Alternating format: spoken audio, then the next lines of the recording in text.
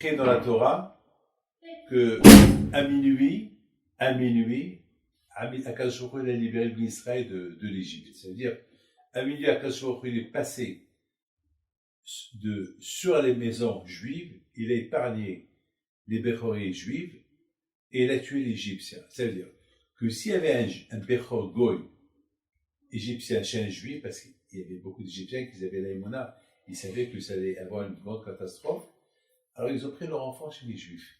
Parce qu'Hachem va sauter aux maisons, Hachem il a sauté les maisons juives, mais pas les premiers-nés égyptiens. Très bien.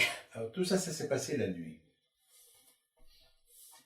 C'est écrit dans la nuit, Vayakom Paro Laila. Et Paro, il s'est levé la nuit. C'est-à-dire, Rachid dit, il s'est levé de son lit. C'est-à-dire, il dormait. C'est-à-dire que Paro, il savait que jusqu'à maintenant, pendant 1 an, pendant les 9 plaies qu'il a reçues, chaque fois que Moshe Rabbeinu a dit, il allait arriver ça s'est arrivé. Donc, il avait commencé à avoir peur de Moshe Rabbeinu. Il savait qu'il y a quelque chose, mais c'était sa gava. T'as pas peur? Il avait presque 20 femmes. Les rois égyptiens de l'époque, ils avaient plein de femmes. Donc, ils avaient plein de premiers-nés. Donc, tous ces premiers-nés vont mourir. Jusqu'à maintenant, Moshe Rabbeinu, jamais il s'est trompé. Donc c'est évident. Il va perdre tous ses enfants. Et il est parti dormir. Pourquoi? C'est Laïla. C'est quoi Laïla? Vous savez que la nuit, la Klippa, les Shidim, ils sortent la nuit. C'est pour ça qu'on dit le soir, il ne faut pas trop sortir le soir seul, il faut être accompagné. Parce que le soir, la force a été donnée à la Klippa, aux ténèbres, au diable, tout ce qui est noir, c'est la nuit. Donc, les femmes me disent que la nuit, il ne faut pas sortir. Parce qu'en plus, la nuit, tout le monde est chez lui. D'ailleurs, on dit aussi dans le désert, il ne faut pas être seul dans le désert parce que tu es seul. Et là où tu es seul, il y a ce qu'on appelle la klipa. Il y a ce qu'on appelle les mazikim. Les mazikim, c'est ceux qui font du mal sans qu'on les voit. Ils sont invisibles. On les appelle des forces invisibles. Et ces forces invisibles, ils sont invisibles, ils sont invisibles. Tu ne les vois pas, mais ils sont visibles la nuit. Donc, par exemple, à l'époque, avec Saouira, il y avait les Chilim, au Maroc, en Algérie, en Tunisie, en France. En France, c'est les Baalei Tosfot qu'ils ont prié pour qu'ils disparaissent. En France. C'est en France, en marche, on les voyait la nuit, et ils sortaient. C'est que les Baalei Tosfot, la famille de Rachid, ils ont prié pour qu'on ne les voit plus. Et on ne les voit plus. En Angleterre, jusqu'à maintenant, il y a certains endroits, ils sont hantés. Beaucoup de fois, il y a des maisons. Une fois, on a vu une vidéo dans une maison hantée en Angleterre, à Yorkshire, que là-bas, vous savez, là-bas, il y a le papier peint. Les maisons, ils sont avec le papier peint. Il y avait une chambre, le papier peint, il tombe, il remonte, il retombe tout seul, il remonte, et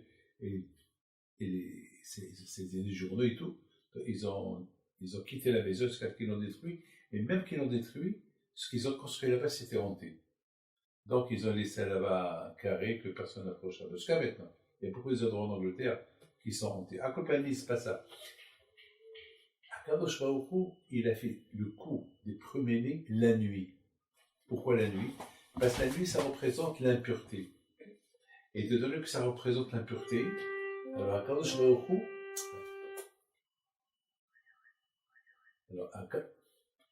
Akadosh Baruch Hu, il a voulu montrer à Paro, toi, que ton symbole d'impureté, c'est la nuit, eh bien c'est la nuit que je vais te frapper. Et c'est écrit, Vayakom Paro Laila. Et Paro, il s'est levé la nuit. Alors, la question se pose, pourquoi la Torah dit, il s'est levé la nuit? Je pense que la Torah veut nous dire que là, Paro, il a compris qu'il est plus maître de la nuit. Parce que Paro, lui, il disait, Moshe Rabbeinu, c'est le maître de la journée, du jour. Son Dieu, c'est le maître du jour. Moi, je suis le maître de la nuit. Alors, quand je crois, il a frappé la nuit. Il a donné le plus gros coup des coups, c'est la mort des premiers-nés. La nuit. Alors là, c'est pour ça, Paro est parti dormir. Pourquoi? Parce qu'il était sûr de lui que rien n'allait arriver. Parce que lui, Lui, il gouvernait la nuit. Donc, Paro, dans ses optiques à lui, d'ailleurs, vous savez que la plupart des pyramides que les pharaons ont construites, ils ont fait là-bas des chambres noires. Des chambres noires. Pourquoi tout est noir? Tu peux rigoler. Les chambres, ils étaient noirs. Pourquoi les chambres, ils étaient noirs? Parce que eux, ils croyaient que leur force, c'est la nuit. Alors, Hakadosh Baruch Hu, il a voulu montrer au Béni Israël que lui, c'est lui le maître du jour et de l'obscurité. Et c'est la raison pourquoi Paro, il a vu son échec qui était capital, c'est tout. Là, Paro, il a admis que Hachem, c'est le patron, il a dit au Béni Israël quitter l'Égypte. Ça y est. Alors maintenant, au même moment, il s'est passé autre chose. Il y avait, le Gemara dit qu'Akadosh Baruch Hu, il a fait sortir la nuit le soleil du jour. Ça veut dire que la nuit est devenue la journée. À cette époque, les Arabes disent que à partir de minuit, une fois que les premiers-nés sont morts et Paris s'est levé, Akadosh Baruch Hu, il a apporté une lumière, c'est pas écrit le soleil, une lumière que c'était plus fort que la lumière du mois d'août. La lumière de Tammuz. La lumière, tu vois une lumière, c'est inimaginable cette lumière-là. Alors maintenant, je vais essayer de comprendre, c'est quoi le signe de cette lumière-là. Donc on est obligé de dire qu'Akadosh Baruch Hu, il a voulu montrer au Pharaon, et il a voulu montrer au Béni Israël, tu vois, il y a quelques secondes, c'était minuit, il y a quelques secondes, c'était les ténèbres, et regarde, les ténèbres, je les ai rendues à l'âme. Ça veut dire qu'Am Israël, c'est pour ça qu'on appelle la veille de Pessah, l'île Shimorim Hol Hashem. C'est la nuit où Hachem il surveille Am Israël. On appelle l'île, la nuit. Pourquoi? Parce que la nuit, elle est devenue jour. Quand je crois qu'il a rendu jour. C'est-à-dire que chez Am Israël, jamais il y aura la nuit. Et même lorsqu'il y a des plus graves problèmes que le juif peut avoir, de cette nuit où il se trouve, de ce problème où il se trouve, Akadosh Baruch Hu, il va lui rendre une journée. Il va lui apporter la nuit, le jour. Alors moi, j'ai expliqué d'une autre manière. Donc c'est ça qui a fait que les Bénis Israël, ils ont eu confiance en Akadosh Baruch Hu, ils étaient prêts à quitter l'Égypte et aller là où Moshe Rabbeinu d'aller. Pourquoi? Parce qu'ils ont vu que Paro, lui, qui croyait qui gouvernait la nuit, lui-même, il admet que la nuit, c'est plus à lui. Il y a un patron c'est Hachem qui décide. La nuit, ça devient jour, ou le jour qui devient la nuit. Donc, c'est fini. Là, Israël, et c'est la raison pourquoi, les gammes arriveront à l'Aïmaïm. Lorsque les goïms, les Égyptiens, beaucoup d'Égyptiens, lorsqu'ils ont vu ça, ils ont arrêté d'être Égyptiens, ils ont quitté l'Égypte pour devenir juifs. C'est écrit Gam Erev Rav. Pourquoi ça s'appelle Erev Rav? On l'appelle Erev, c'est Arvoub, Erev, ça veut dire les nations. Erev, c'est les nations mélangées. Erev, Arvout, Arevim. Les nations mélangées qui étaient en Égypte, parce qu'il y avait toutes les nations mélangées, ils ont quitté l'Égypte, ils sont partis avec les Juifs. Mais le mot Erev, c'est du verbe le soir. Et le soir, c'est la nuit. Ça veut dire que même ces goïms-là, ils ont compris que jusqu'à maintenant, on s'est trompé sur Paro. Maintenant, eux qui croyaient en Paro par rapport à la nuit, par rapport à ce que lui représentait la nuit, ils ont vu que Paro, il est bidon, il n'a rien du tout. Alors, comme Erev Rav, allez, alors même ces gens-là qui étaient Erev, qui croyaient dans la nuit, qui croyaient que Paro, il avait une force de la nuit, ils ont compris que Paro, il n'a aucune force, donc maintenant, ils se sont convertis au judaïsme. Mettons les ça de côté. Qui a fait que les Israël, qu'est-ce qui est arrivé exactement? Pourquoi Akadosh Baruch Hu, il a fait ça? On n'avait pas besoin que Hachem il montre à Paro que lui, il peut changer la nuit en jour, la nuit. Ça suffit avec ce qu'il a fait. C'était assez pour que les Juifs ils suivent Moshe Rabbeinu. Est-ce qu'il y avait une raison? Alors là, il y a Shlomo Melech qui dit comme ça. C'est beau ce qu'il dit Shlomo Melech. Il dit Shlomo Melech, qui atata ereneri. Toi, Hachem, tu vas illuminer ma lumière. Neri, c'est la Neshama. Parce qu'il y a une question qui se pose. Je me suis toujours posé, je l'ai posé cette semaine, il y a un matin à Rav, il n'avait pas de réponse. Je lui dis, mais nous, on est bidons, on n'est que des êtres humains.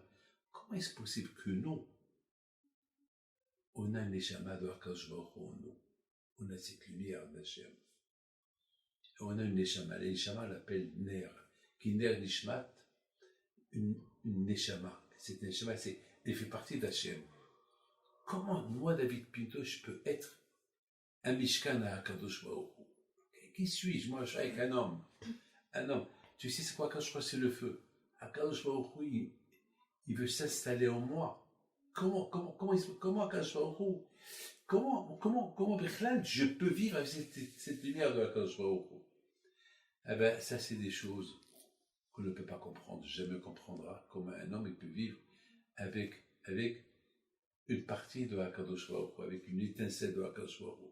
Ça, c'est des choses qu'on ne peut pas voir. C'est pourquoi on dit que lorsque la personne est en train de mourir, on n'a pas le droit de voir son visage. Pourquoi? Pendant que le moment qu'il est en train de mourir, il voit Akadosh Baruch Hu. Et Akadosh Baruch Hu, il dit à Neshama, tu fais partie de moi, tu sors. Donc pendant ce moment, il y a cette discussion. Mais on ne sait pas quand ça se passe. Donc au moment qu'on sait qu'on a fait Shema Israël, donc on ne regarde pas pourquoi la Neshama, elle ne veut pas tout de suite quitter le corps. Elle sort du corps, mais elle va doucement, parce que c'est dur pour elle de laisser le corps.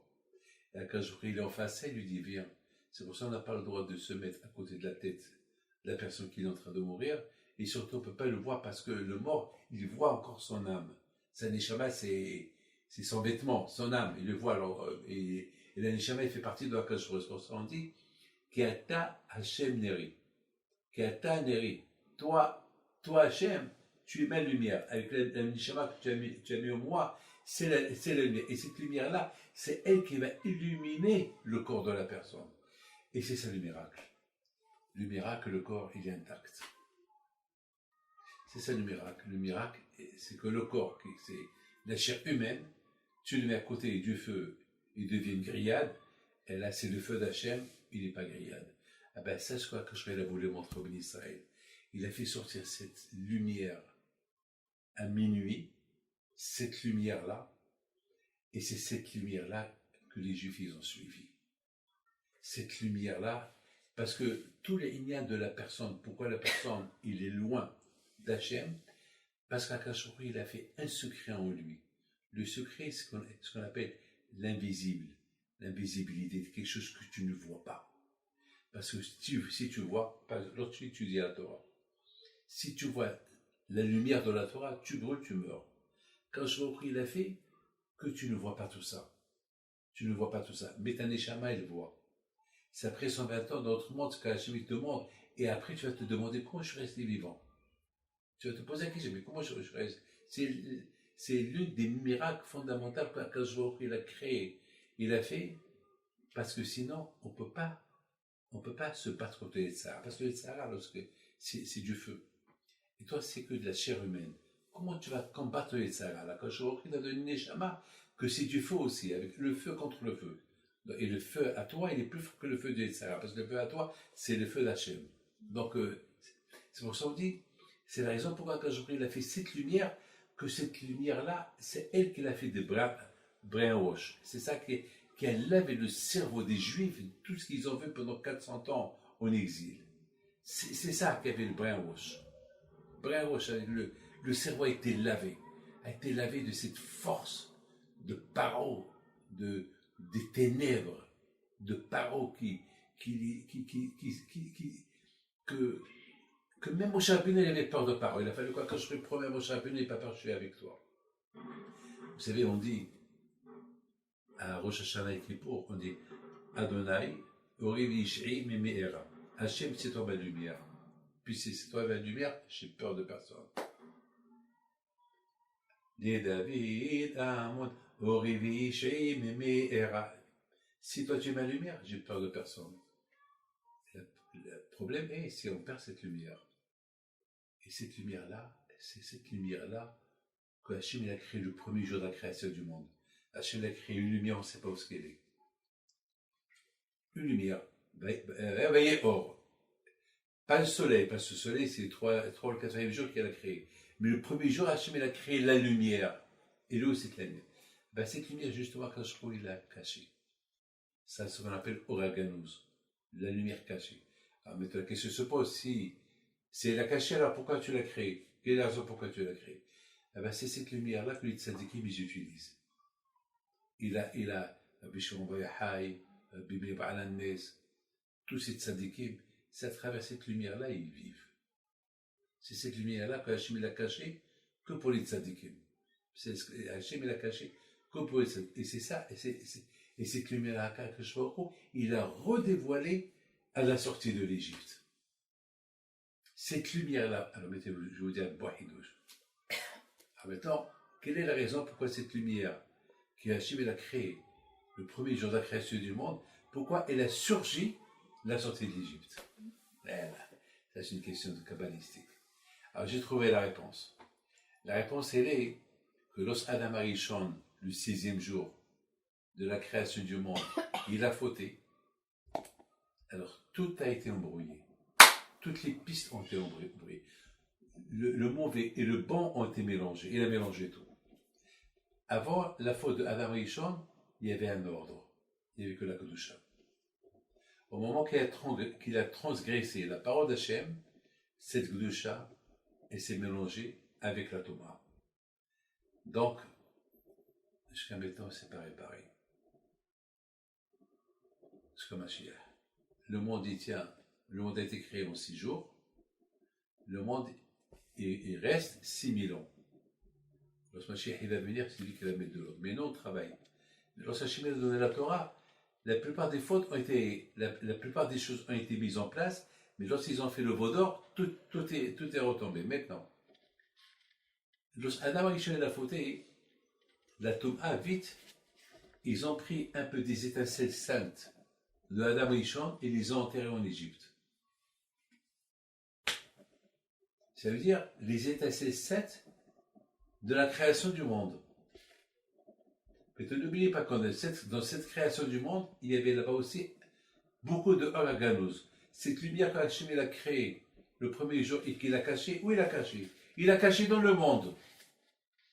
Alors la Touma, quand Adam Arishon il a fauté, cette Kedusha est partie. Mais la Touma, il a pris 288 étincelles de sainteté et ils les ont cachées en Égypte.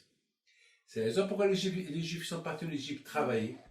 En souffrant là-bas, ils ont réparé les 288 Netzutzot de Adam Arishon. Donc cette lumière-là, c'est cette lumière-là, une fois qu'ils l'ont libérée, elle est revenue. Cette lumière-là, elle est revenue. Donc ils ont compris que leur faute, que la faute de Adam Arishon a été réparée. Et c'est la raison pour qu'on dit, Vegam Erev Rav, alors, à tel point que ça a réparé jusqu'à une partie des nations, ils ont commencé à se convertir.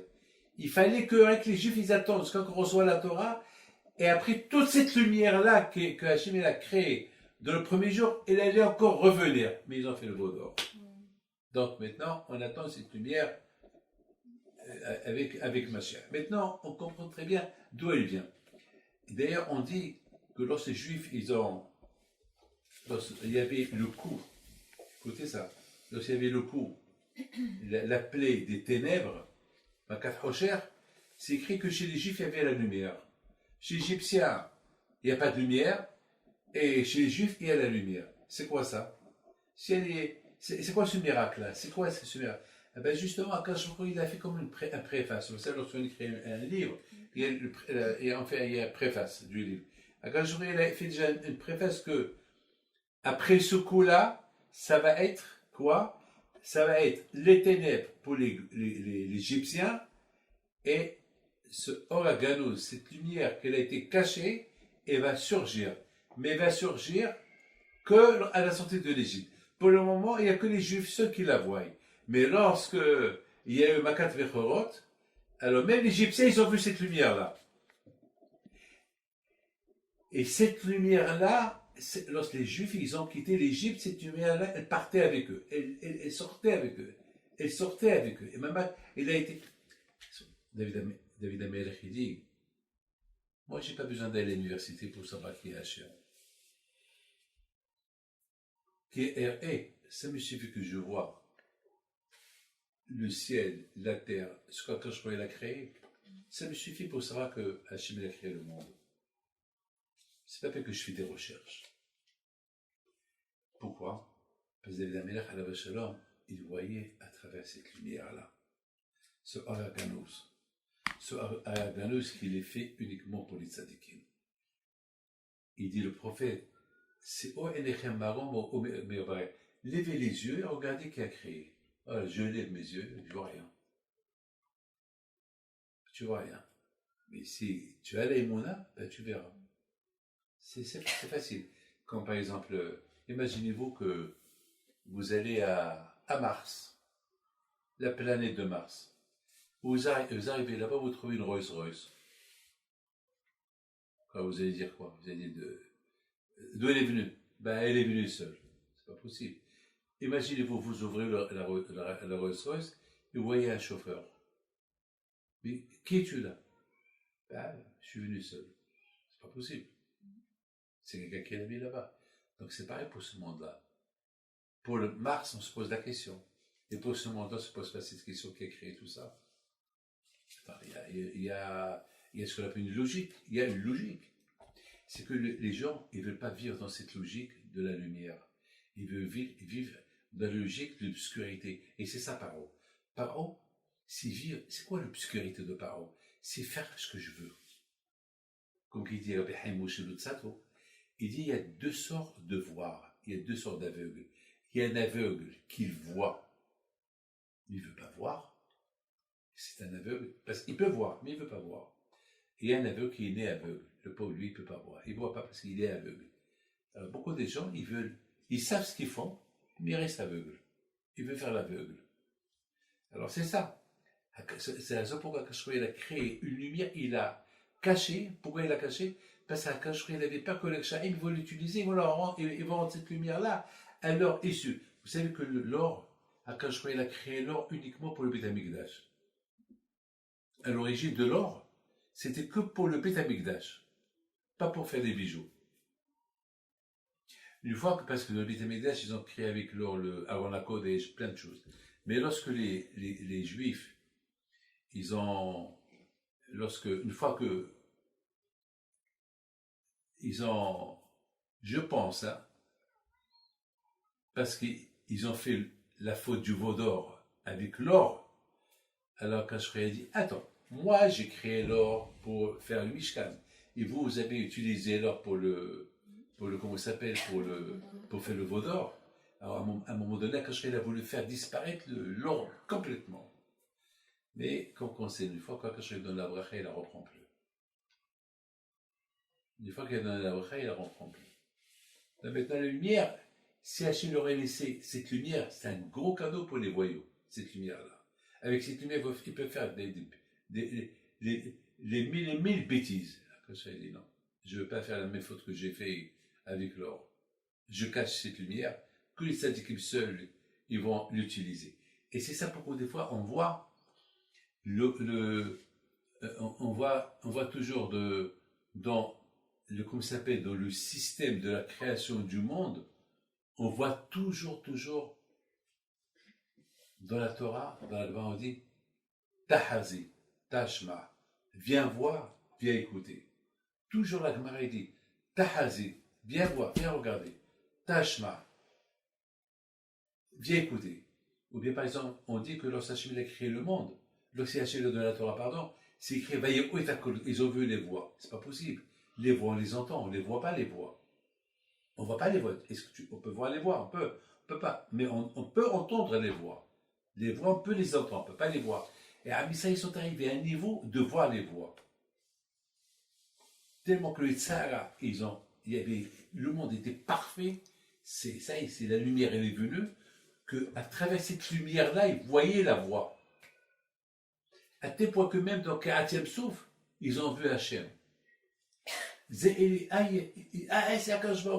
paraît que même, la Gemara dit que même les femmes qui étaient enceintes, ils ont commencé à crier de le ventre à leur mère, Voilà, c'est Hachem, c'est Hachem, c'est Hachem. Ils ont commencé à pointer sur lui. Zéhi ils ont pointé sur lui. Ça veut dire, ils sont arrivés à un niveau qui voyait à travers cette lumière-là. Cette lumière invisible qui est devenue visible. Est devenue visible. Donc, ils ont complètement compris, ils vivaient dans un autre monde. C'était un autre monde complètement nouveau. Et malheureusement, lorsque Moshe Rabbeinu, il a tardé de 6 heures de descendre de Har Sinaï avec les tables de la loi, Erev Rav, les convertis, ceux qui croyaient dans la force de Paro, et que maintenant, lorsqu'ils ont vu la lumière, ils ont changé, eux, ils ont dit, maintenant que Moshe Rabbeinu, c'est grâce à Moshe Rabbeinu qu'on voyait la lumière. Maintenant que Moshe Rabbeinu ne vient plus, alors on va être perdu, on va se perdre dans le désert. Alors viens voir, on va recommencer à voir à travers l'obscurité de Paro. Vous avez compris? Alors là, ils ont tout gâché. Alors maintenant, eux, ils ont fait ça. Les Juifs, ils n'ont rien fait. Alors pourquoi les Juifs, ils ont été fautés? Parce que les Juifs, ils n'auraient dû pas les laisser. On dit que celui qui faute et l'autre qui lui laisse fauter, il ne dit rien du tout, c'est lui qui prend la faute. On dit que le rabbin de la ville, qui voit que les gens de la ville fautent, il lui dit rien du tout, il les laisse fauter, c'est lui qui prend la faute de tous les rabbins, de tous les gens de la ville. Mais donc on comprend très bien le faute de... Elle est vraie, eux, c'est pas leur faute au fait. Ils ont dit, bon, avant on croyait dans la force de Paro, que Paro il représentait Dieu. Après, on a vu que Hachem il a battu Paro et il nous a montré que c'est lui le maître de l'obscurité de la lumière. Maintenant, Moshe, c'était lui, c'est à travers Moshe qu'il y avait cette lumière. Maintenant, Moshe n'est plus là. Puis si maintenant Moshe n'est plus là, alors comment on va vivre? Comment on va s'en sortir d'ici? Alors viens, on va reprendre ces forces-là de Paro. On va reprendre ces forces de Paro. Et je pense qu'eux disaient, et en plus, Dieu a créé l'or uniquement pour le Mishkan. Alors viens, on va utiliser l'or du Mishkan pour faire un veau d'or. Donc, le fait que les Juifs, ils ont accepté, donc les Juifs, ils ont été punis. Mais, il y a eu ce qu'on appelle la Teshuvah. Les Juifs, ils ont fait une grande Teshuvah. Les lumières de la Teshuvah. Lorsqu'ils ont fait Teshuvah, alors que je l'a pardonné, il nous a donné la Torah. Voilà, en 2 mots, maintenant, comment le corps, il peut supporter la présence d'Hachem dans son corps à lui, ça c'est quelque chose qu'on ne peut pas comprendre. Qui attaque ta Ereneri. Avec cette Neshama, parce que n'oubliez pas que le corps de la personne, tu comprends bien, le corps de la personne, sans la Neshama, le corps il brûle.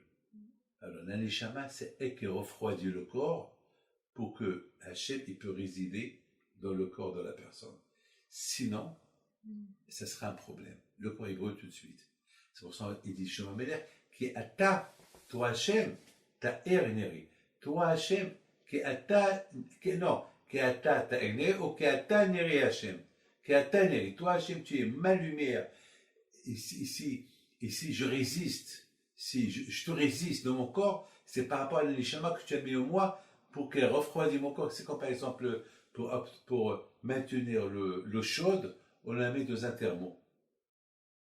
Et on la maintient chaude. Voilà. Donc pour maintenir la chaleur d'Hachem dans notre corps, Akadosh Baruch Hu nous a mis ce qu'on appelle la Neshama. Et avec la Neshama, voilà, on résiste la présence d'Hachem. Allez, Hag Sameach!